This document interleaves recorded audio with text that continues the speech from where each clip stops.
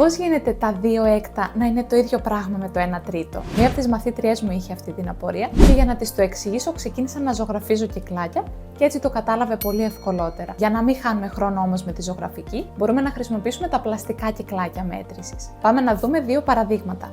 Πρώτον, δείχνουμε τους κύκλους 2 δεύτερα και 4 τέταρτα. Δείχνουμε ότι είτε πάρω το 1 δεύτερο είτε πάρω τα 2 τέταρτα, ουσιαστικά έχω πάρει το ίδιο μέρος του κύκλου. Έτσι φαίνεται με πολύ χειροπιαστό τρόπο η ισότητα των κλασμάτων. Δεύτερο παράδειγμα, πάμε να κάνουμε μία πρόσθεση. Αν θέλω να προσθέσω 1 έκτο συν 1 τρίτο, εφόσον τα κλάσματά μου έχουν διαφορετικούς παρονομαστές, δεν μπορώ να τα προσθέσω. Το 1 τρίτο όμως μπορώ να το αντικαταστήσω με 2 έκτα. Έτσι βλέπω πολύ εύκολα ότι 1 έκτο συν 2 έκτα ίσον 3 έκτα.